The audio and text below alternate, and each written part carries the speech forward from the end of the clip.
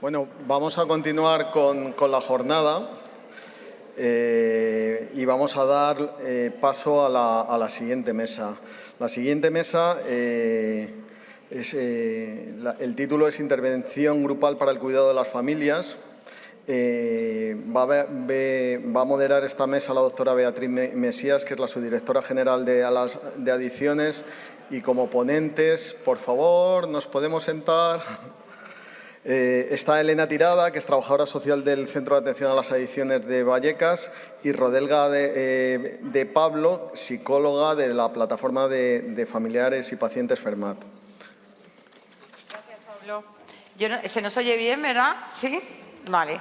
Bueno, pues vamos a dar, mientras se va sentando la gente, primero decirles que nos han dicho que se está grabando esta sesión, con lo cual va a estar a su disponibilidad y a la disponibilidad de las personas que no hayan podido estar esta mañana y que nos acompañan para el Instituto de Adicciones. Como ha dicho nuestro jefe, esta jornada es muy especial. Y bueno, después de la conferencia magistral que ha hecho José María Vázquez,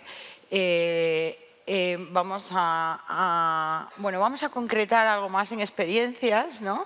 Y vamos a hablar de la intervención grupal para el cuidado de las familias.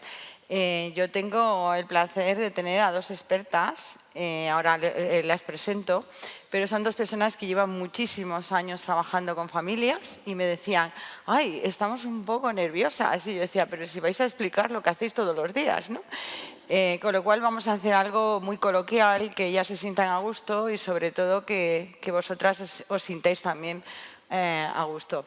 La intervención grupal de cuidado de familias, nosotros como la enfocamos desde el Instituto de Adicciones, es un trabajo que llevamos realizando en los centros de atención a las adicciones, pero que también llevamos realizando muchísimos años con FERMAT, que es la plataforma de asociación de familias, de entidades de familias madrileñas que apoyan tanto a la persona adicta como a los familiares. Y tengo que decirles una cosa, y es que la relación que tiene el Instituto de Adicciones con FERMAT es desde 1988, nada más y nada menos. ¿Por qué? Porque estas asociaciones de familias contribuyeron a hacer nuestro primer plan municipal contra las drogas, porque fueron las valientes que se enfrentaron a la sociedad para que las adicciones se atendieran. Y desde entonces tenemos una relación a través de un convenio donde se atienden a las familias, se forma al voluntariado, donde además apoyan a las personas más vulnerables para que puedan entrar en los recursos y bueno, pues hacen actos también de formación y de sensibilización hacia las familias. Yo tengo que reconocer también a FERMAT, que también nos acompaña en el día de hoy, ¿no? Bueno, pues vamos a comenzar. Voy a comenzar con una compañera, con Elena Tirado Morales. Hay algo que también me apetece decir, y es que la figura del trabajador social es muy importante y es muy importante también dentro de los centros de atención a las adicciones para la intervención familiar, además del personal sanitario, ¿no? Yo creo que me apetecía destacarlo y Elena Tirado precisamente es diplomada en Trabajo Social por la Universidad Complutense de Madrid y licenciada en Ciencias del Trabajo por la Universidad de Alcalá de Henares. Ha desempeñado su labor como trabajadora social en el Servicio de Emergencia Social de la Comunidad de Madrid, en la Embajada de España en Buenos Aires, Argentina, gestionando pensiones asistenciales a personas españolas migradas en Latinoamérica, en el Centro Hispanoafricano de la Comunidad de Madrid y en el Programa de Atención Social de Cruz Roja Española en el Corredor de Henares, entre otras. Desde el año 2013 forma parte de la plantilla del Instituto de Adicciones, es decir, de nuestra casa, y ejerce el trabajo social en el Centro de Atención de Vallecas, el primer centro creado en 1988 en nuestra red, donde realiza intervención social con familias a nivel individual y grupal. Muchas gracias, Elena, por venir y por acompañarnos y estamos encantados en que puedas intervenir. Vale, pues muchas gracias, Beatriz. Y Bueno, en primer lugar, buenos días a todas, buenos días a todos y gracias por venir. Y sobre todo, y lo primero que quiero hacer es agradecer tanto a la Fundación de Patología Dual como al Instituto de Adicciones y a mi jefatura directa y a Beatriz en concreto la oportunidad y el privilegio de poder compartir hoy un poquito de lo que es nuestro trabajo diario. Bueno, yo me voy a permitir comenzar con una anécdota personal, porque yo creo que puede ilustrar bastante lo que yo quiero exponer hoy aquí. Yo soy madre, tengo una criatura de 19 meses y hace un poquito tiempo, esperando para entrar a la guardería, en la escuela infantil para recogerle, pues yo me sorprendí a mí misma observando de manera muy atenta a otra madre que como yo estaba esperando para entrar a la escuela, que ella en este caso iba acompañada por un hijo un poquito más mayor. Y en este caso, este niño estaba montando pues una súper rabieta. Cuando yo me di cuenta de que estaba mirándola con tanta atención, enseguida retiré la mirada porque pensé, esta mamá se va a sentir juzgada por mí. En el momento en que me plantearon la posibilidad de hablar hoy aquí, mi mente conectó con ese momento y enseguida me di cuenta de por qué. Conecté con ese momento porque lo que estaba yo buscando, lo que buscamos en general las mamás, los papás, las familias, es aprender. Bien. Muchas veces las familias vienen, ahora analizaremos en qué manera y de qué forma, pero principalmente con una pregunta que se repite de manera sistemática. Porque claro, nosotros cuando empezamos a trabajar decimos, tienes que comunicarte de manera asertiva con tu familiar. Vale, me parece fenomenal. ¿Cómo? Tienes que poner límites y tienes que hacer que haya consecuencias a esos límites si no se cumplen. Fenomenal, lo entiendo, lo comprendo, pero ¿cómo? Entonces, ¿qué es lo que están buscando las familias cuando vienen a vernos? Lo que están buscando es aprender. Es cierto que estamos en un modelo social, esto está ya más que analizado, en el que prima la lógica de la productividad por encima de la lógica de los cuidados. Y hoy venimos aquí a hablar de cuidados. Bien, pues estamos en una mala posición todavía como para hablar, porque no tenemos una regulación real sobre lo que es cuidar, sobre lo que son los cuidados. Sí que es cierto que hay un marco regulador que se ciñe al conflicto que existe entre mercado laboral o en lo que es la vida laboral y familiar y la conciliación y poco más. Entonces, ¿qué ocurre? Que los cuidados siguen estando feminizados, los cuidados siguen estando invisibilizados, poco o nada valorados. ¿Y esto a qué nos lleva? Pues a familias que cuidan en soledad, que ya se ha dicho y se va a decir mucho a lo largo de la jornada. Entonces, no existen los soportes técnicos ni los recursos suficientes y ya si nos vamos a pensar en el autocuidado o en cuidar a aquella persona que está cuidando, pues apague, vámonos. Ese es el mantra desde el que nosotros tenemos que partir cuando empezamos a trabajar. Bien, sobre los cuidados yo no me extiendo porque se ha dicho mucho. Hay muchas jornadas, pongo aquí 3 ejemplos. Hace nada, el 29 de octubre, teníamos la celebración del Día de los Cuidados y del Apoyo. Son muchas las instituciones que se están sumando al reto, instituciones, sociedad civil. Aquí lo vamos a dejar, igual que también son muchas las definiciones que tenemos sobre lo que es cuidar. Pero yo rescato esta, además de que porque me gusta mucho y es muy bonita, porque marca el espíritu desde que y además es del Ayuntamiento de Madrid, esta definición, es el espíritu desde el que nosotros queremos trabajar. Y la leo. Cuidar significa dedicación, esmero, entrega de tiempo y de afecto hacia la persona cuidada y permite el descubrimiento de habilidades que de otro modo habrían pasado desapercibidas. Este es el foco, las habilidades que no sabemos que tenemos. Vale. ¿Cómo cuida el Instituto de Adicciones a las familias? Vamos a ir acercándonos. Bueno, tengo que decirlo, en nuestro marco definitorio, dentro de nuestro plan de adicciones, ya se destacan en las líneas estratégicas, tanto la 2 como la 4 y otras que ha señalado también el gerente esta mañana, la atención a nuestras familias, tanto en la atención integral a adolescentes y jóvenes, sean de manera preventiva o ya si es más necesario una intervención y un tratamiento, como en el tratamiento integral a personas con adicciones. Se observan pues, los intereses de cuidar a las familias, de ofrecerles un espacio, de darles herramientas y apoyos, y viene definido.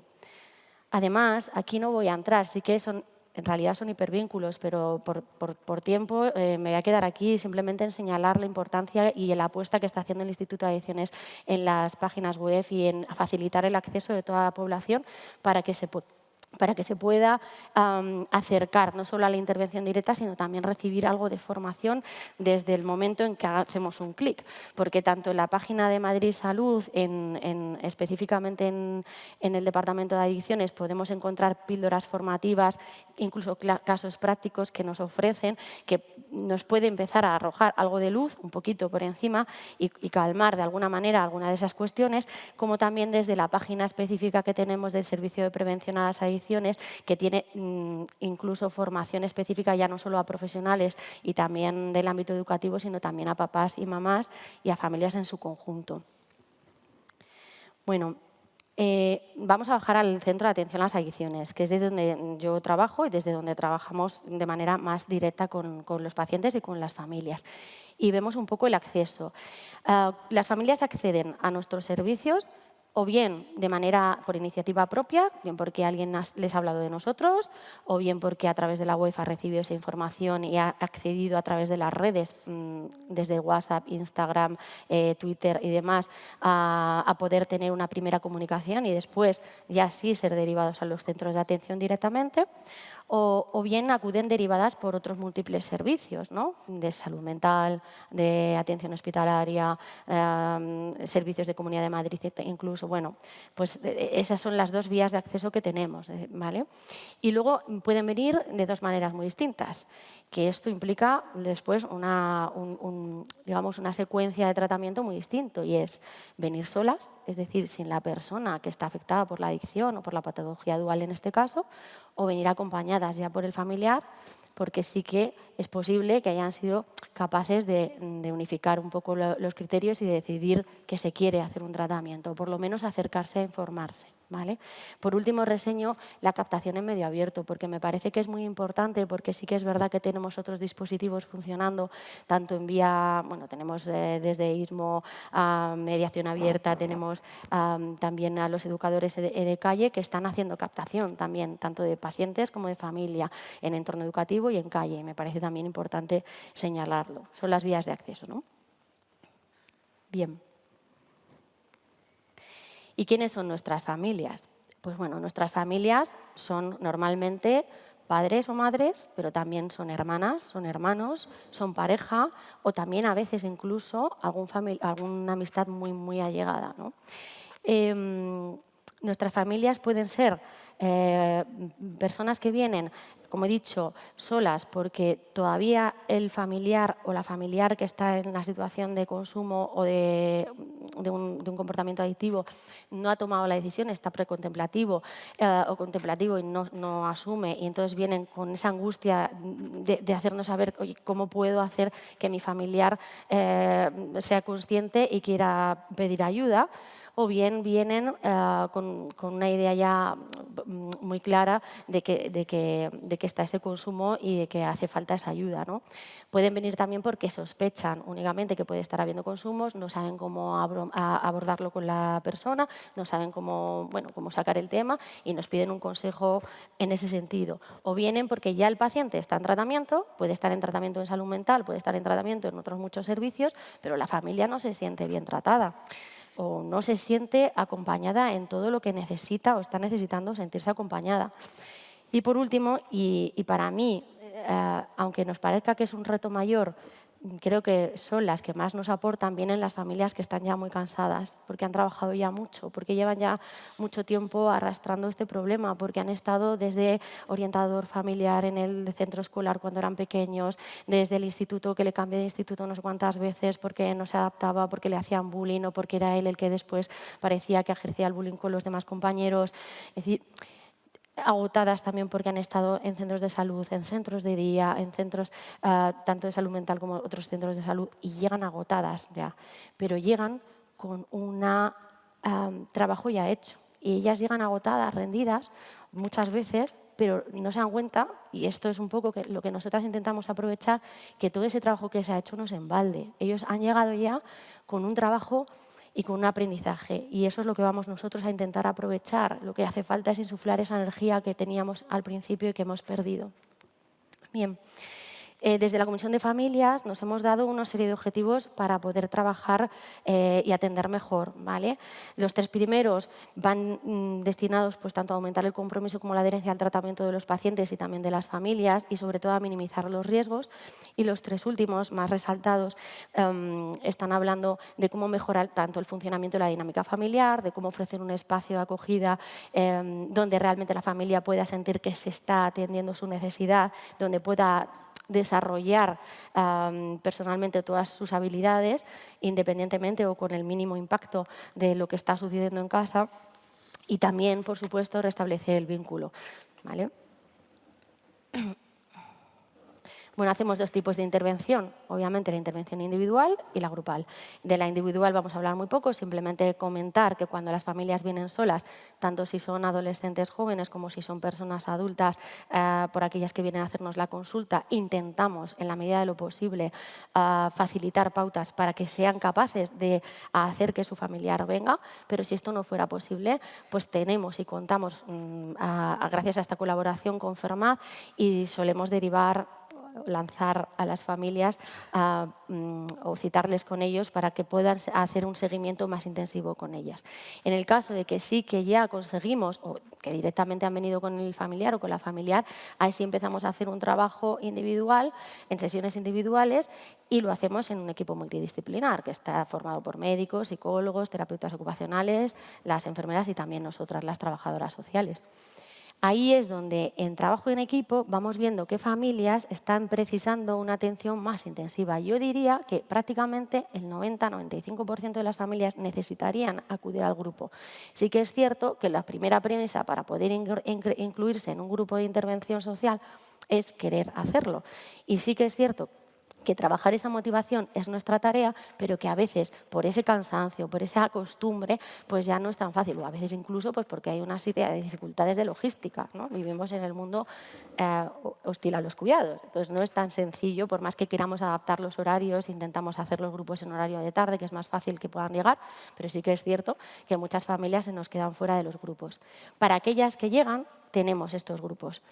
Es necesario, sí o sí, haber pasado por esa intervención individualizada, que a veces mantenemos en paralelo, porque en el grupo a veces no se da el poder hablar de cosas más íntimas o únicas de mi propia familia, de mi propia historia, aunque ya os digo que casi nunca ocurre, porque al final, en cuanto empieza el grupo, la familia enseguida comparte y enseguida se ve increíble cómo os abrís y cómo lo hacéis desde el primer momento. Es porque lo estáis necesitando, se ve con claridad.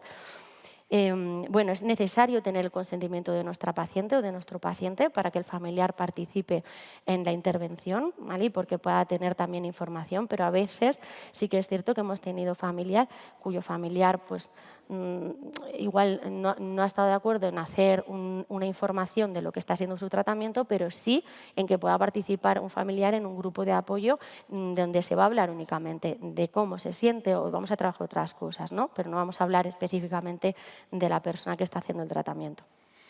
Bueno, si observamos que en el desarrollo de nuestra intervención grupal o de nuestra intervención individual las familias necesitan una intervención psicoterapéutica que nosotras no podemos ofrecer, también derivaríamos a Fermat.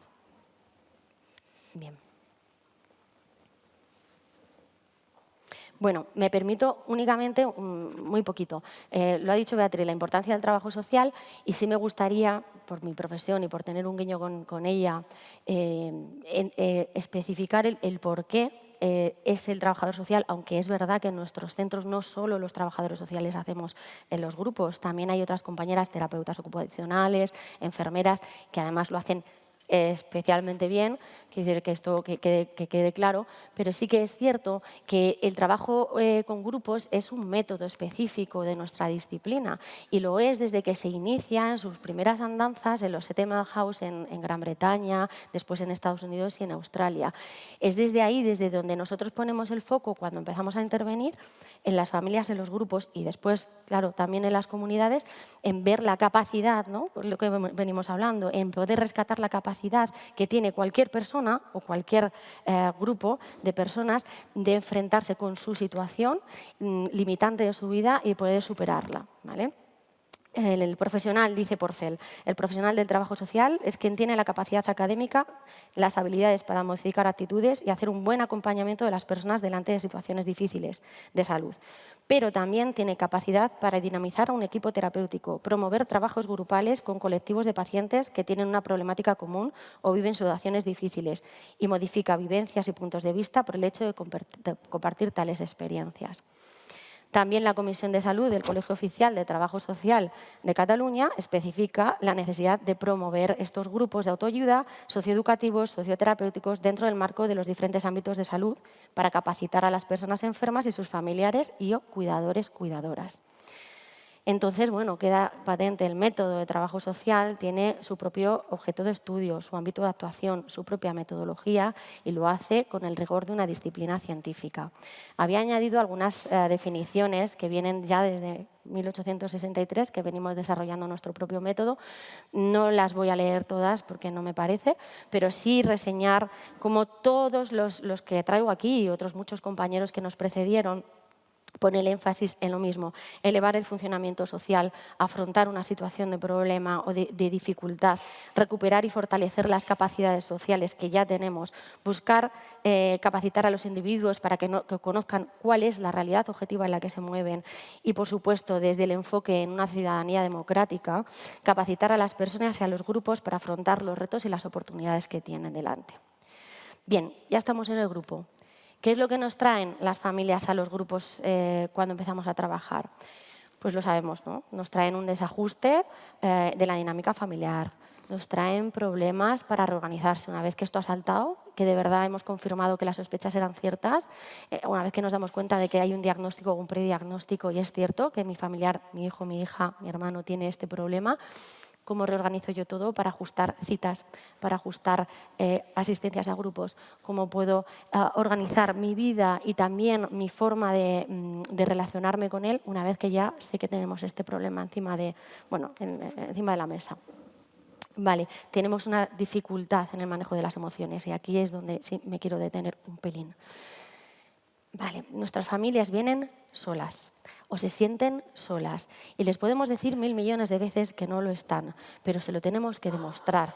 No nos vale decir si no estás solo te vamos a acompañar, pero no poder ver a una familia en 2, 3 meses o en un mes y medio o verlas de aquí a para cuándo o que no podamos ofrecerles una continuidad en los cuidados que les queremos ofrecer. Entonces, viene en esa soledad y viene en esa soledad también por el estigma del que nos ha hablado el doctor Vázquez. Vienen con una carga de culpa tremenda. Tengo una amiga que dice, en el momento que tuve a mi hijo, nací y me dieron el carné de culpa. Bueno, pues imaginaros cuando yo descubro que tengo este problema en casa y digo, ¿y por qué no fui capaz de hacerlo sin profesionales antes? ¿Por qué no me di cuenta de que esto estaba ocurriendo antes? ¿Por qué no soy capaz de controlar mis emociones y tengo salidas de tono y a veces conductas de las que me arrepiento porque yo no quiero tratar mal a mi familiar, pero no puedo más con la situación? Culpa. Vienen con miedo, porque claro, todos tenemos miedo a que aquel familiar, que puede ser un hijo, una hija, que está en esta situación, decida un día acabar con todo.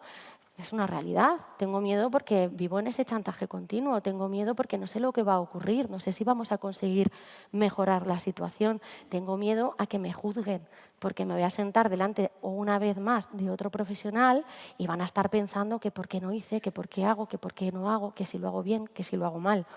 ¿Vale? Tengo miedo a tomar decisiones que no quiero tener que tomar, pero que de alguna manera por todos lados me llega que al final voy a tener que tomarlas.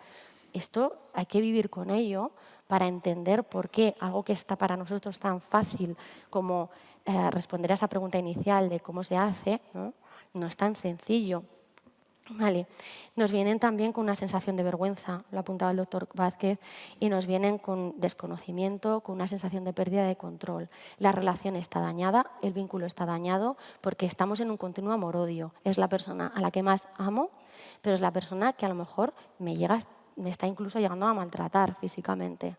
Entonces, convivir con esto realmente es muy difícil.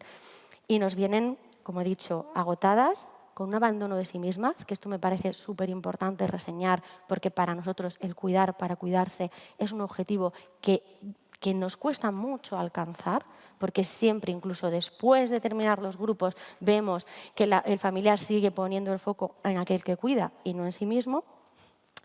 Y bueno, vienen también en una ambivalencia entre el abatimiento y la esperanza, porque también tengo que decirlo, hay familias que vienen con mucha esperanza, hay familias que confían en nosotros, prácticamente todas que se ponen en tratamiento, y hay familias que vienen motivadas y con muchas ganas. Esto también es importante, porque cuando encontramos una familia así y la metemos en un grupo, el grupo florece de una manera extraordinaria. Bueno, ¿qué es o para qué nos sirve al final los grupos? En los grupos nos van a desvelar una realidad objetiva, nos van a ayudar a ajustarnos a la realidad, porque muchas veces sobredimensionamos o infradimensionamos lo que está ocurriendo. No, pues no es para tanto, se fuma un par de porros, no, yo siempre ha sido así, es un poco diferente, o sobredimensionamos. Mi hijo va a acabar debajo de un puente, lo tengo claro, no sé ni para qué vengo. Bien, tenemos que reajustar a la realidad de lo que tenemos, viendo un poco y desvelando cuál es. Para esto el grupo es justo clave. ¿Por qué? Porque la otra mamá, el otro papá, la otra familiar me va a decir, hombre, yo creo que exageras, ¿no? Porque fíjate yo, mi hijo, mi hija está en esta otra situación y yo no pienso que va a acabar debajo de un puente. Ah, pues igual es que estoy exagerando. Bien, los grupos favorecen la expresión de emociones y de sentimientos y nos desarrolla una cosa maravillosa, que es la capacidad de escucha, que también nos hace mucha falta, porque claro, cuando estamos tan metidos en el sufrimiento y en el dolor, nos es muy difícil escuchar. Y es súper importante que podamos escuchar cuando recibimos y, por supuesto, los profesionales, que podamos ampliar la oreja y escuchar, pero escuchar también con el corazón lo que nos están trayendo. Bien, y nos permite tomar conciencia sobre las propias situaciones de vida y, a partir de aquí, tomar decisiones. Porque, bueno, yo no soy psicólogo, no soy psiquiatra, pero yo creo que uno de los principales problemas o los problemas existen mientras no tomo una decisión. Cuando empiezo a tomar decisiones parece que el problema seguirá, pero parece que yo siento de otra manera ese problema, lo vivo distinto. Bien, y el grupo ayuda a incorporar relaciones y experiencias positivas. De nuestro grupo salen, bueno, aparte de que procuramos, ahora lo cuento, hacer actividades también de ocio, sacarnos un poco de lo que estamos trabajando y demás, ocurren cosas maravillosas, porque allá por la cuarta, quinta sesión que se dice que empieza la relación de afecto, es cuando para mí sucede la magia y empezamos a ver cómo fuera del grupo las familias empiezan a tener una vida en común, empiezan a quedar, empiezan a ir al cine, empiezan a darse unas a las otras ciertas ayudas, ciertas cosas que ocurren ya fuera de nosotros, fuera de la intervención. Cuidar a quien nos cuida nos sirve pues entonces para paliar ese aislamiento social, para ofrecer un espacio seguro donde se pueda expresar uno con calma y donde pueda intercambiar esas experiencias. Nos sirve, y esto es súper importante, para empoderar a las familias, para darles esa voz, para que vean que no están soles y para ver que pueden hacerse cargo de esta situación, aunque a veces sea extremadamente difícil. Que nos ayuda también y mucho a los profesionales, si estamos en equipo y funcionamos en equipo, trabajamos juntos, a poder abordar mucho mejor el tratamiento del familiar. Reduce los niveles de ansiedad y miedo y nos devuelve la esperanza. Muy diferentes grupos. Os cuento un poco los dos principales que manejamos en el centro en el que yo trabajo. Los dividimos en centros, o sea, en grupos que atienden a familiares de personas que están en tratamiento y que son adultas y padres, madres o tutores, normalmente de jóvenes y adolescentes. Las diferencias entre ambos son, en primer lugar, que el grupo destinado a los adultos está dividido en 2 niveles. Es abierto para que el familiar pueda entrar o salir a lo largo de un curso lectivo, que es lo que suele durar el grupo, septiembre, octubre, mayo, junio. Se hacen unas sesiones de trabajo, se dinamizan, pero se trabaja con lo que la familia trae, lo que le está pasando. A veces viene una familia y es un poquito más protagonista que otra y el resto está apoyando, o al revés, y tienen un carácter y un componente claro de autoayuda. Como dice una compañera que los realiza, los grupos, este tipo de grupos son de resiliencia, de ayuda mutua. El objetivo principal es ayudar a paliar ese aislamiento y a dar voz a esos familiares.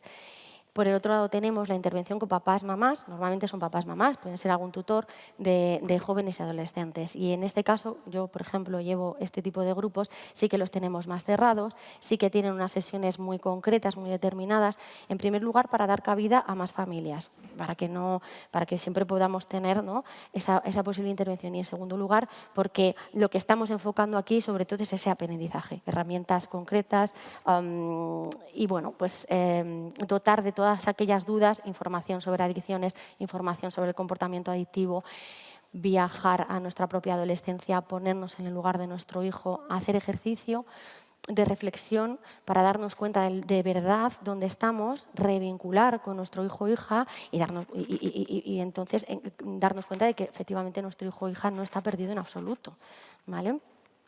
Bueno, ¿qué se llevan? Bueno, no lo voy a contar yo, lo que se llevan, está aquí más o menos, pero yo he querido y he tenido el gran privilegio de poder contar con algunas familias que nos van a contar lo que se llevan de nuestros grupos.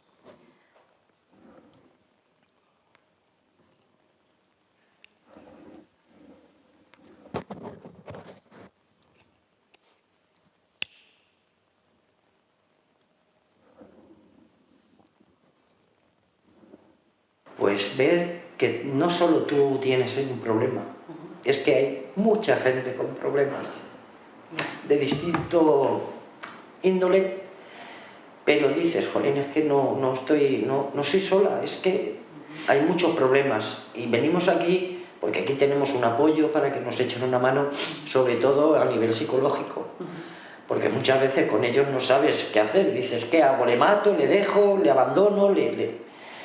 Y gracias al apoyo vuestro, pues dices, bueno, pues hay que tener un poco de paciencia, vamos a ver si conseguimos, y eso es lo que te ayuda.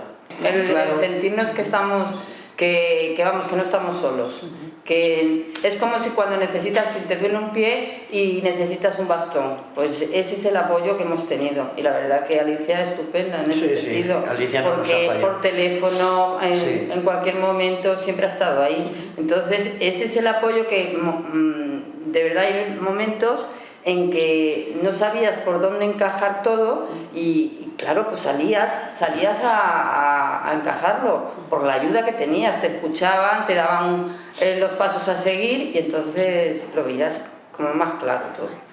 Pues, sí, a ver, sí, porque yo muchas veces, de verdad, he hecho de menos el venir aquí. Yo también. Porque es la sensación esta de que allí me desahogo y es como, me dan fuerza a seguir, a continuar el día a día. Porque es verdad que cuando estás viviendo un problema de esta índole, te se viene el mundo encima. Y tú lo tienes muy claro, pero claro, no puedes ayudar a una persona porque no sabes. Y cuando tienes a alguien que te ayuda a seguir esos pasos para intentar ayudar a esa persona, dices, bueno, ya ahora ya sé cómo tengo que hacerlo. Entonces es como decir, te dan fuerza y energía para seguir adelante. Que es cierto, sí. Además aquí nos desahogábamos contando nuestras cosas, ¿verdad? Ya no solamente de la persona... Ya no llorábamos solo, también reíamos. Como estamos todos en el mismo grupito, parece que eres partícipe también de a ver cómo se le puede ayudar a esas personas también dice... con nuestras cosas, a ver cómo entre todos podemos buscar una solución, ella da una idea, otro así. Los grupos, lo bueno que te llevas es que ya no es que sepas lo que les pasa a cada persona, que cada uno tiene sus problemas y sus dolores, sino el que sacas lo más positivo e intentas apoyarle positivamente. Yo pienso que el ir a estos grupos lo que te ayuda es a ver las cosas más claras, porque cuando lo queremos, yo por mi parte particularmente, yo pensaba, digo, bueno, yo soy muy dura y digo, y esto, bueno, lo llevo yo, y no se lleva, no es fácil llevarlo. Entonces los grupos lo bueno que tiene que te ayuda a llevar un camino que dices, bueno, pues este es el mejor camino. Y cuando ves los problemas de los demás, dices, pues yo te aconsejaría que hicieras esto, pero ya ves un beneficio para tu problema. Entonces yo lo aconsejaría a todo el mundo, que cuando viva el problema de las adicciones, pida ayuda. Alicia ha sido la persona más maravillosa que me he podido encontrar en esta etapa de mi vida. Que no puedo remediarlo. Te quiero muchísimo. Me has ayudado mucho a mí y a mi hermano.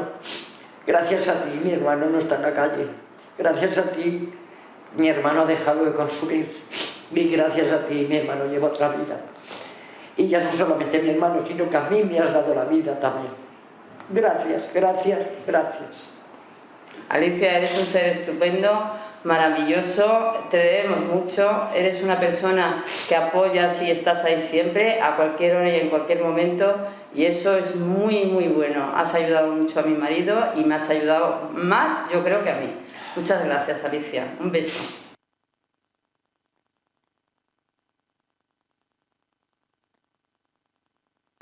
Yo me enteré a través de redes sociales, investigando un poco la problemática de mi hijo, cómo la podía paliar o subsanar. Y bueno, pues vine aquí al CAD de Vallecas y empezamos a colaborar, empecé a colaborar con ellos y bueno, pues mi hijo empezó un tratamiento y nada, pues así me enteré yo de este servicio que da el Ayuntamiento de Madrid. Bueno, yo sobre todo ayuda toda. De momento con mi hijo no ha valido, pero yo con la familia hablaba poco del tema y aquí sí me explayaba. Me cuesta hablar, pero sí que es verdad que aquí, bueno, escuchándolo, es que me emociono. Escuchando los problemas de los demás y tal, pues me vino bastante bien. A mí me vino bastante bien particularmente. Pues efectivamente, como dice aquí el compañero, tú piensas que por qué te ha tocado a ti, que has hecho mal en la vida, como padre o como... y bueno, pues vienes a este tipo de grupos en primer lugar a que te asesoren, a que te den estrategias, te den herramientas para sobrellevar esto. Es cierto que hay muchos altibajos, pero bueno, en este caso el apoyo de los padres es fundamental y que actuemos como un equipo con los profesionales del CAD es fundamental. Y bueno, pues es cierto que es durísimo, pero por los hijos hay que darlo todo, o por lo menos intentarlo. Bueno, a mí sí me ha ayudado un montón porque, digo, al principio se me vino el mundo encima sin saber qué hacer, por dónde ir, y gracias a todos los personas que están aquí me han guiado un montón, ¿no? Y las reuniones que han hecho, o sea, y lo hacen las pocas veces que he venido me ha ayudado porque veo que no soy solo yo la que sufro, ¿no? con este problema.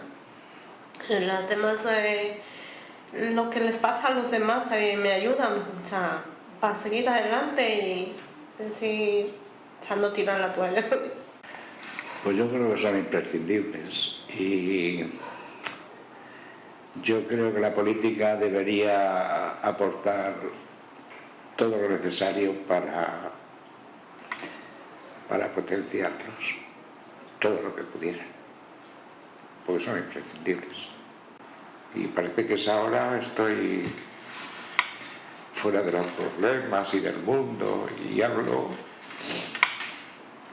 como hablo con ella no hablo con nadie, ni con mi familia siquiera. Yo me he sentido muy arropado con ellos y tanto a ti como a Pilar, que son con las personas que más he tratado, agradeceros de todo corazón, os lo he dicho en carta, vía teléfono, agradeceros de corazón todo, porque bueno, a mí me habéis dado un soplo de vida y me lo seguís dando.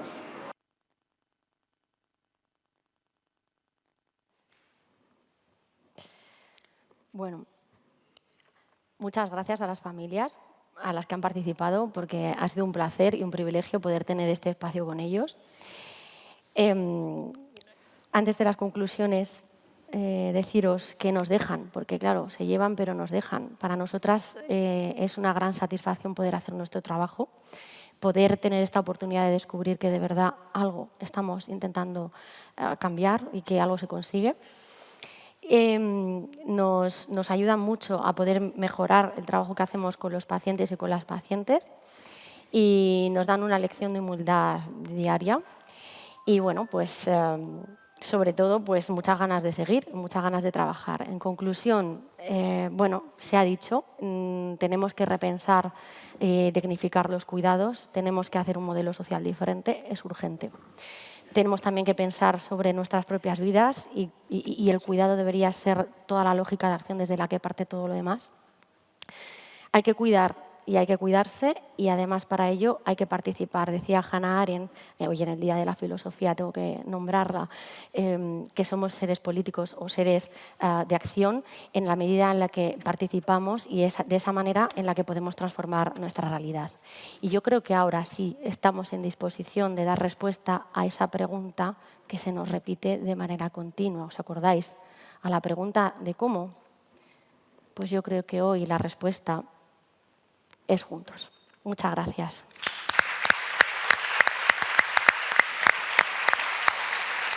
Muchas gracias, Elena. Yo también quiero dar gracias a las familias que han intervenido, que sé que muchas estáis con nosotras y bueno, pues muy agradecidos de vuestro testimonio, ¿vale? A continuación, porque vamos ahí un poco de tiempo, voy a presentar a María de Rodelga de Pablo Casado, que es psicóloga. Es coordinadora del área de atención familiar de FERMAT, es máster en psicología clínica y psicoterapia, especialista en intervención psicológica en conflictos familiares y de mediación. Tiene una experiencia de más de 20 años trabajando en el campo de las adicciones. Actualmente es psicóloga de FERMAT, donde además de las tareas propias realiza intervención psicológica a nivel individual y grupal con familiares. Y anteriormente ha trabajado en piso de reinserción de personas con adicciones, de la cual fue coordinadora y además asiste a nuestras comisiones del Foro Técnico de Adicciones, con lo cual es un poco casi de nuestra familia del instituto con el permiso de FERMAT, ¿vale? Adelante, Rodelga.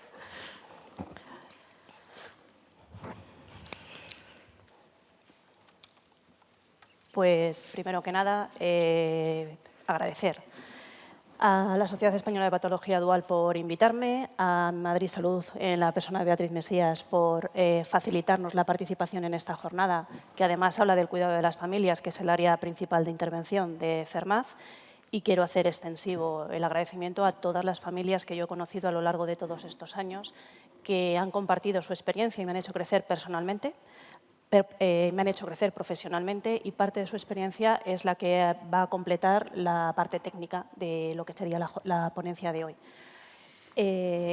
Vamos empezando.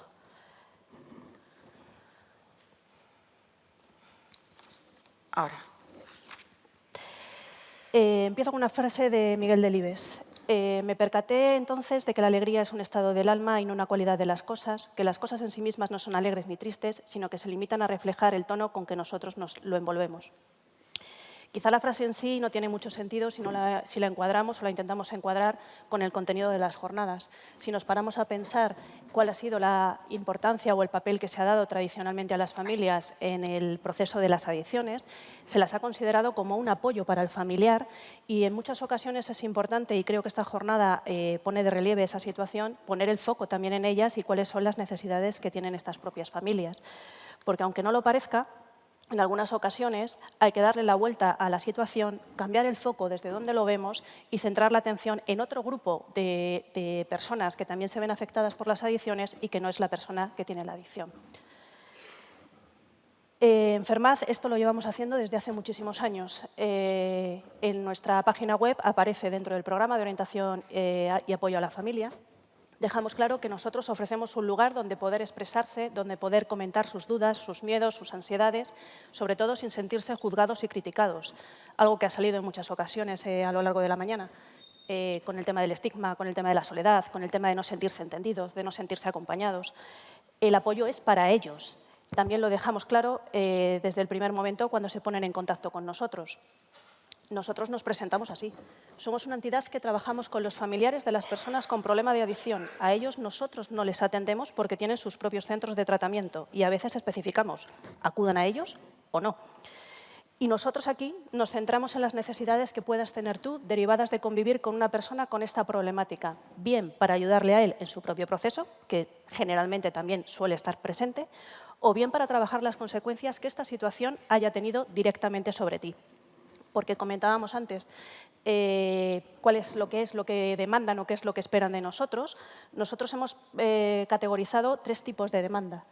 Por un lado están las personas que buscan apoyo para su familiar, son aquellas que buscan diferentes estrategias para poder conseguir que su familiar acuda a un proceso de tratamiento. Serían aquellas que, por ejemplo, no sé qué hacer para que vaya a un tratamiento, sería la demanda que hacen en esa primera acogida. Hablaríamos de un funcionamiento familiar, aquellas personas que acuden pensando o planteando que la aparición de una conducta adictiva dentro de su dinámica familiar está empezando a alterar la dinámica interna de cómo se relacionan entre ellos, los estados de ánimo, las discusiones, la diferencia de criterio.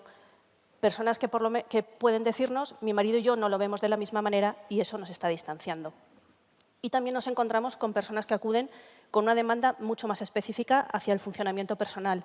Son personas que tienen muy claro que la adicción de uno de los miembros de la familia les está afectando a ellos de una forma clara y directa y lo que buscan es cómo solucionar o cómo poder abordar esta problemática para mejorar su propia situación.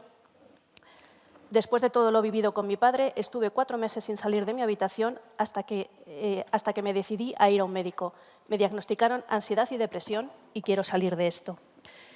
Lo que hemos estado viendo a lo largo de los últimos años de FERMAD ha sido una pequeña evolución.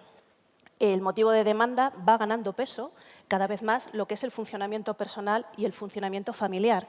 No llega a ser por encima de lo que es el apoyo para el familiar, pero la subida es bastante significativa. Creo que cada vez la gente es más consciente de que ellos necesitan a sí mismos un apoyo, una atención centrada en cuáles son sus necesidades. Y creo que este cambio en el motivo de demanda puede estar muy asociado al cambio en el perfil del familiar demandante. Las madres siguen copando, por abrumadora mayoría, la solicitud de atención, pero ya ha cambiado el perfil de madres. Antes no tenemos madres de mayo, como decía el doctor Vázquez, esas siguen existiendo, pero también son madres que están muy cansadas de vivir en esta situación, muchos largos de una manera muy crónica, cansadas de poder intentar ayudar y que se han ido agotando, pero el perfil de madre va cambiando y va ampliándose y van apareciendo parejas, preferentemente mujeres, pero también hay algunos hombres, que lo que tienen claro es que no quieren este tipo de relación y quieren algo mejor para su vida cotidiana con una pareja. Van apareciendo hijos e hijas que han vivido con uno o con los 2 progenitores con una conducta adictiva y que eso ha afectado a cómo se han podido relacionar en su vida cotidiana en otros contextos. Y van apareciendo hermanos y hermanas, personas que han pasado más de la mitad de su vida en un segundo plano porque toda la atención estaba focalizada en ese hermano consumidor, en ese hermano que tenía una patología dual y ellos estaban no solo en ese segundo plano, sino que formaban parte de tienes que ayudar a tu hermano y no le puedes dejar solo.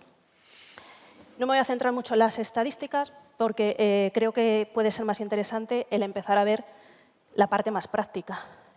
No existe un perfil de familia claramente determinado. En todas las familias habidas y por haber puede darse una situación de adicción, pero hay 4 características que de alguna manera suelen estar presentes. Por un lado, situación desconocida. Hay familias que dicen, eso no le pasa a mi hijo, y hay otras que dicen, yo no sabía que consumía cocaína. Tanto en la una como en la otra, el desconocimiento de la situación o el no saber cómo se estaba desarrollando dificulta que se pueda poner remedio, y esto va muy asociado a lo que comentaba hace un ratito Elena, de ese sentimiento de culpa, ese sentimiento de vergüenza, qué podría haber hecho antes, debería de haberme enterado, si esto lo hubiera cogido antes no habríamos llegado a esta situación. Otra característica es esa inestabilidad emocional. Se cambian los patrones de relación dentro de la dinámica familiar y eso afecta a cómo nos relacionamos no solamente con la persona con adicción, sino también cómo se relacionan el resto de los miembros. Una madre comentaba, su hermana ha dejado de hablarle y yo me siento en medio. Otra característica, la alteración del comportamiento familiar. Durante muchísimo tiempo todo ha ido girando alrededor de la persona que tiene la adicción, es el foco y todo nuestro comportamiento va muy enfocado a qué es lo que ella puede necesitar. No puedo dejarla sola porque no sé qué va a hacer y me da miedo. Y por último, pero no menos importante, la afectación de la salud de todos los miembros de la familia. Aunque nos parezca obvio, cuando se les pregunta a ellos, no son conscientes de todas las áreas que se les puede haber afectados porque el foco siempre ha estado puesto hacia afuera, pero hay una alteración a nivel físico. Problemas de sueño, problemas de alimentación, cambio en las actividades de la vida diaria. Hay una afectación a nivel psicológico, cambios del estado de ánimo, de tristeza, de preocupación, de ansiedad, de incertidumbre. Y a nivel social, con la soledad, que ha comentado antes Elena, con el aislamiento y con la pérdida o el abandono de las actividades gratificantes y del apoyo social. Todas estas características, las 4, se trabajan tanto a nivel individual como a nivel grupal, todo enfocado a una mejora de la calidad de vida del familiar que acude a las sesiones de FERMAT. ¿Y por qué hacerlo en grupo? Pues hay diferentes características que enfatizan la importancia de una participación en grupo. Una de ellas es infundir esperanza. La pregunta que nosotros nos escuchamos, más que el cómo se hacen las cosas, es si de esto se sale. Y ante esto, en muchas ocasiones, el acudir a un grupo te permite entrar en contacto con otras personas que han pasado por una situación similar, que han puesto en práctica diferentes estrategias, algunas de las cuales podemos copiar o podemos trasladar a nuestro propio entorno, y esa sensación de que hay gente que va haciendo cosas y que le van funcionando infunden esa esperanza. Escuchando a otras personas es cuando me doy cuenta de que hay gente con problemas incluso mayores y se esfuerzan por ver las cosas positivas. ¿Por qué? Porque cuando lo comentas en tu contexto natural, en muchas ocasiones las respuestas que te dan para qué hacer, lo comentábamos en el descanso, es échale de casa, que es muy fácil de decir, pero no es tan fácil de hacer. Y cuando buscamos ayuda o buscamos soluciones, en muchas ocasiones nos encontramos con esto.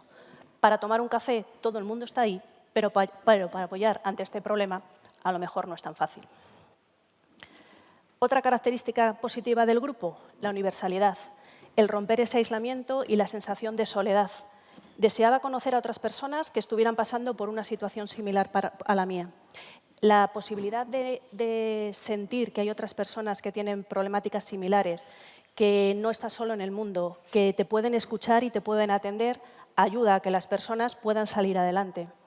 Porque en muchas ocasiones no pueden hablarlo con nadie. He dejado de hablar de ello porque no he recibido la respuesta que esperaba y eso me hacía sentir peor. Y tal cual lo estamos contando, muchas veces parece que esta incapacidad para hablarlo con los demás solamente nos sucede en sociedad, pero hay veces que se da dentro de la misma familia. Mi marido no entiende que yo me preocupe tanto, incluso me critica por ello. Otra característica, transmitir información. Mucha parte de la angustia que traen las familias es un desconocimiento sobre lo que está pasando realmente. Y el aclarar, explicar, que era en la parte psicoeducativa que decía el doctor Vázquez antes, de qué es lo que está pasando y cómo está pasando, ayuda a disminuir la ansiedad. Esta información tiene 2 vías. Por un lado, por parte de profesionales, que dan una parte un poquito más técnica. No todo lo que le pasa a tu hijo tiene que ver con su consumo o su enfermedad, hay otras variables que también hay que tener en cuenta. Y en grupo hay que destacar que esta información en ocasiones viene del propio compañero, que al ser recibido de un igual, en muchas ocasiones parece que cala más. Por ejemplo, a mí mi mujer también me decía que tenía que hablar más con el chico. Altruismo.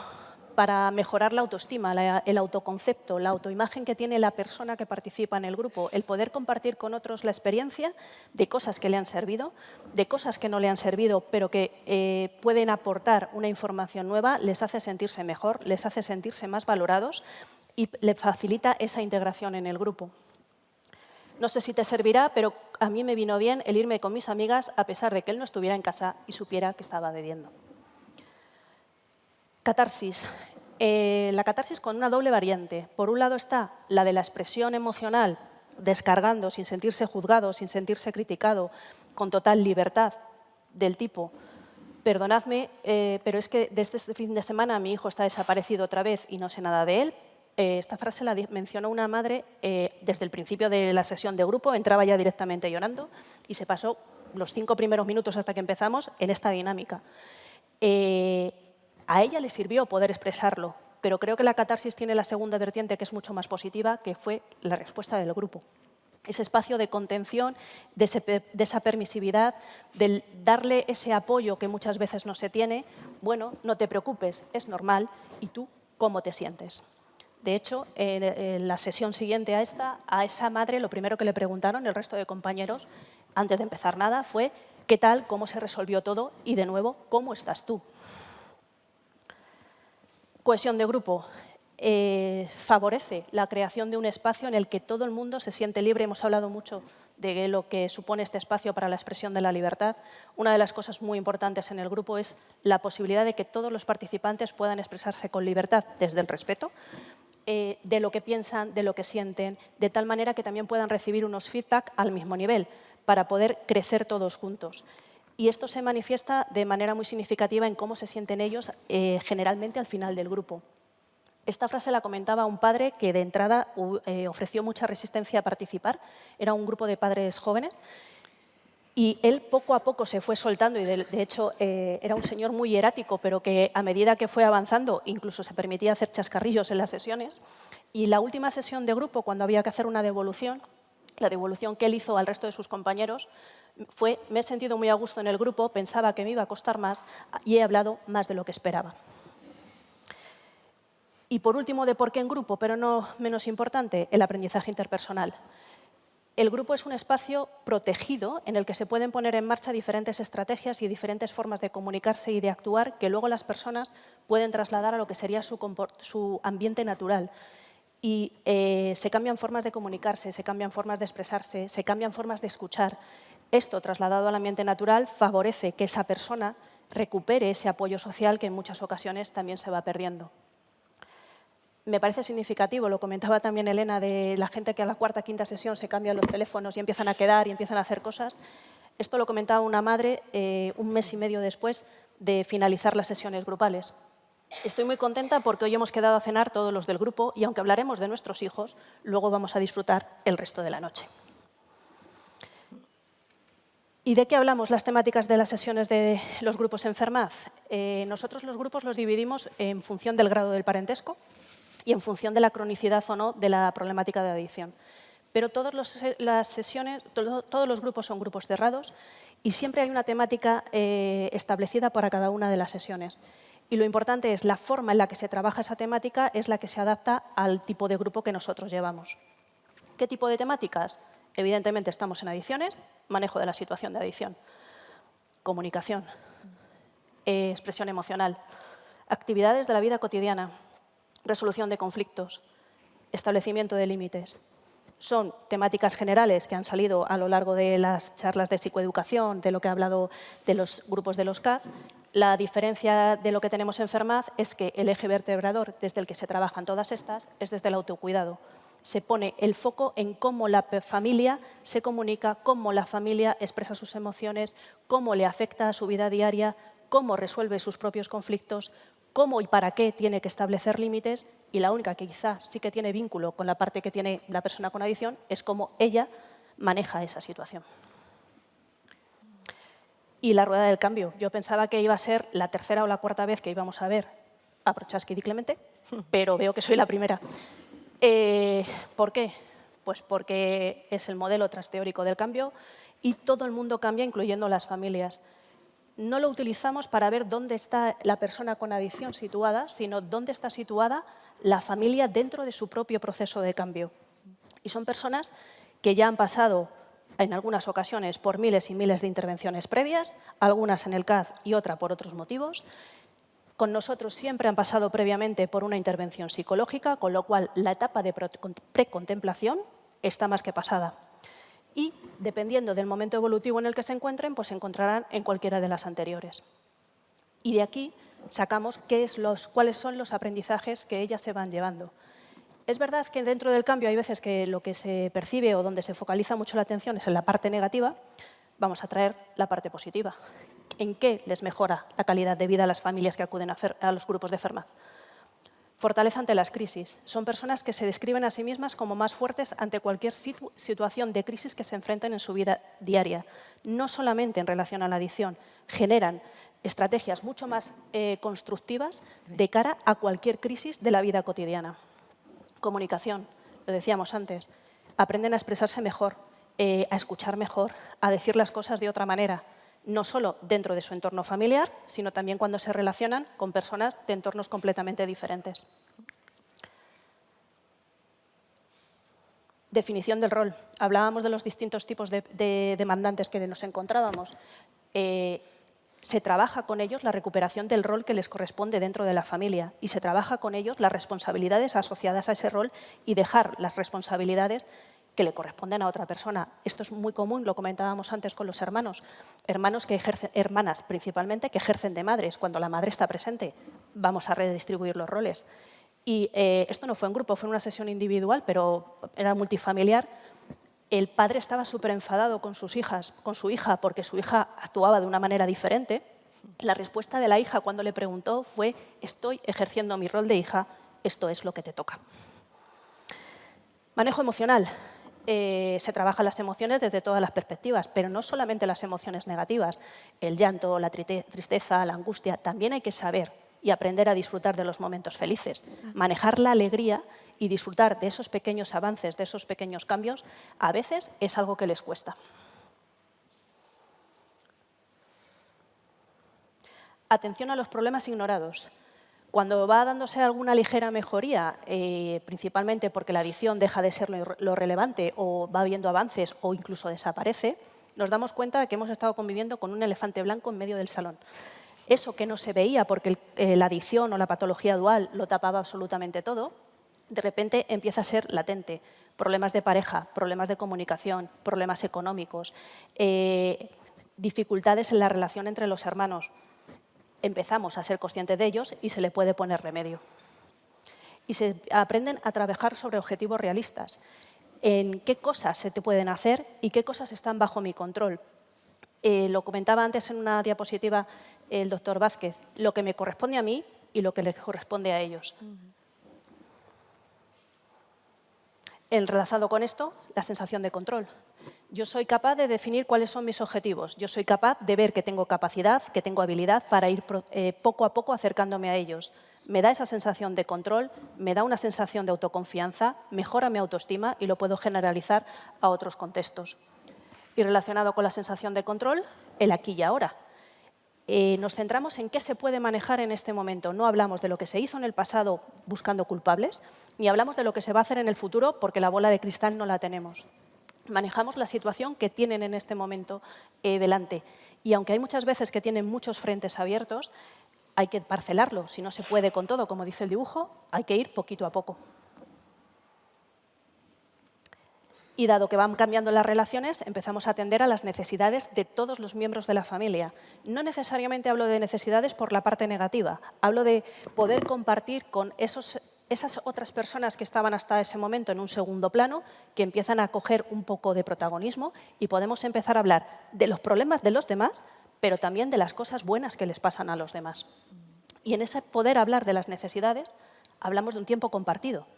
Se recuperan actividades de ocio conjuntas y hay no solamente de ocio, sino también espacios que forman parte de la dinámica normal de un entorno familiar y que se van perdiendo.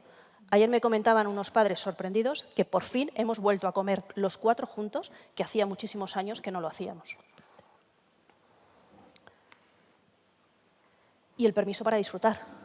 Da igual cómo esté su familiar, ellos se pueden dar el permiso para disfrutar, para hacer cosas diferentes y poder sentirse bien haciendo estas cosas. Recuerdo, porque me pareció muy llamativo hace muchísimos años, una mujer a punto de jubilarse que el regalo de las compañeras de trabajo fue un viaje a París.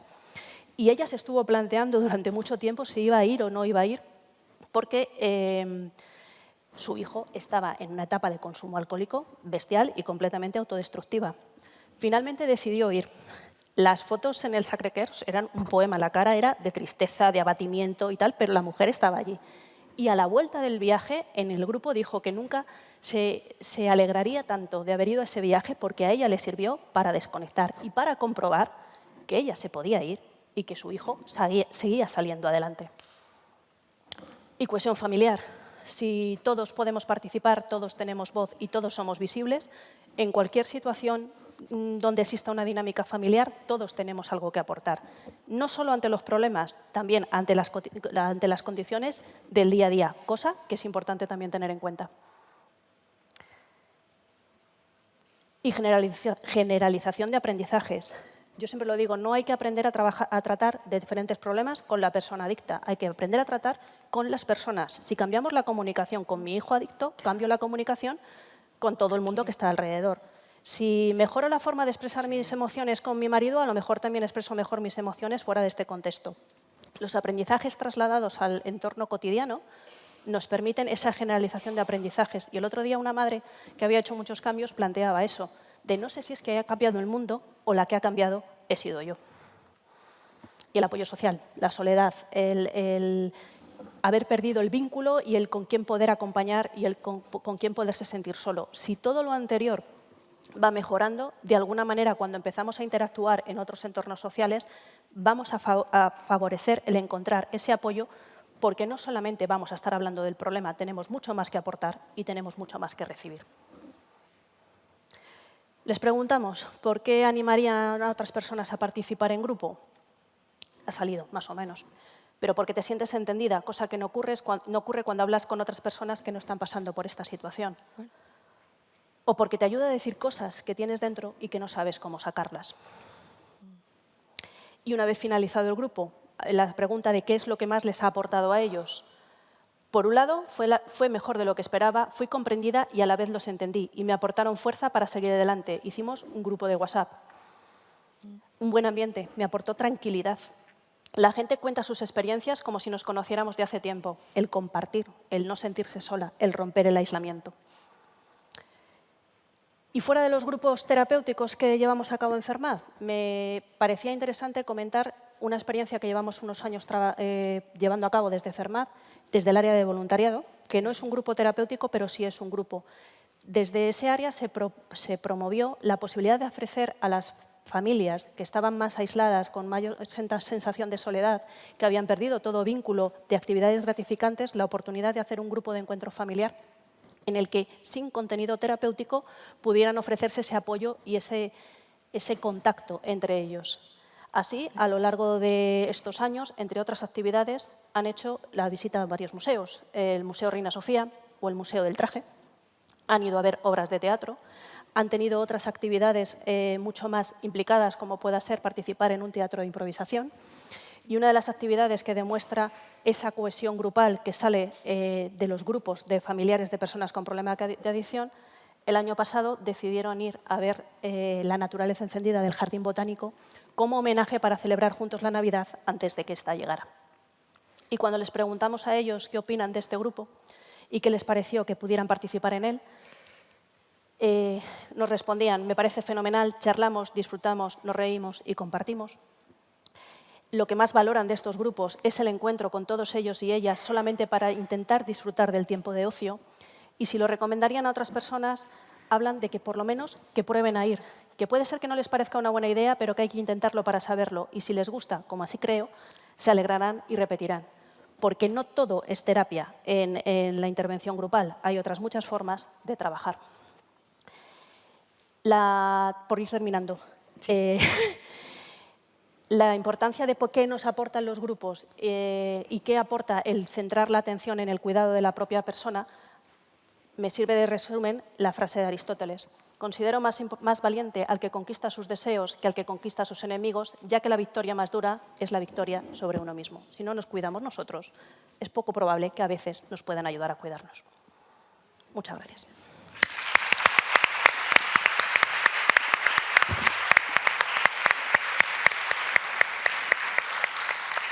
Bueno, pues vamos, o sea, me dejan unos minutillos para poder preguntarles a ellas, que desde luego no nos han defraudado. Habéis sido unas ponentes espectaculares y yo creo que ha quedado muy claro como lo que aporta la intervención grupal, pero si tienen algo que preguntarles a ellas, porque luego va a haber un coloquio donde vamos a poder hablar, pero ellas no van a estar, entonces si tienen algo que preguntarles a ellas, tienen la oportunidad en ese momento. ¿Vamos? ¿Algo? Si no, lo hago yo, ¿eh? Bueno, decíais, estábamos hablando del cuidado de las familias, pero vosotras, como profesionales, lo habéis tocado en algún momento, pero me gustaría saber qué os ha aportado para vosotros, en vuestra profesión, el estar en un grupo de cuidados de familias. Elena. Bueno, pues mucho. Primero, aprendizaje, que yo, si os dais cuenta, es donde he puesto el foco. porque yo personalmente, cuando yo entro al Instituto de Adicciones, no estoy formada específicamente en adicciones y todo empieza a rodar, ¿no? Entonces, el ir desarrollando los grupos, aparte de, por supuesto, compartir con el resto de compañeros, es aprendizaje continuo. Salen muchas cosas en los grupos que no pueden salir en una intervención individual. Porque, primero, en una intervención individual el tiempo está mucho más limitado. Vamos es verdad, vamos un poco a motacaballo, rápido, con objetivos muy concretos. Intentamos a veces meter el objetivo sin escuchar realmente lo que nos está diciendo la familia. Es bastante más complicado. Sin embargo, es que el grupo es como que ofrece un relajamiento tal que a veces, lo ha dicho el doctor Vázquez, es que se hace solo. Es que de repente llega un momento en el que las propias familias empiezan a compartir y entonces el poder ser testigo de esa capacidad que tienen cada una de las personas que vienen, de darse a los otros, de empatizar con los otros, de aprender los unos de los otros y de bajar la tensión en la que viven y llevarse a algo bueno, es que eso no tiene precio como profesional. O sea, para mí es eso lo que me llevo, una satisfacción enorme y muchas ganas de seguir. ¿Y para ti, Rodel? Yo creo que lo mejor es verles a ellos cómo van funcionando. Y es el aprendizaje de bueno, tú puedes ser el que inicia el camino, pero el poder soltarles de la mano y que funcionan y que funcionan bien. Yo creo que la frase del señor que ponía cuando hablaba de cohesión grupal era un grupo que él estaba así en las reuniones y luego se fue soltando. El verles cómo se van liberando y van compartiendo y no tienen ningún problema y tú cada vez necesitas menos papel de intervención, aunque tú seas el que proponga la temática, y la temática es un aprendizaje personal. Y luego la sensación muchas veces de con todo lo que tienen y que entran y se van con una sonrisa. Yo creo que eso no está pagado. Quería preguntarlo porque para ellas también es importante lo que pensamos nosotros, los profesionales, ¿no? Si no hay ninguna pregunta más, entonces iniciamos el coloquio. Muchas gracias, de verdad. Ha sido un placer escucharos a las dos. Gracias.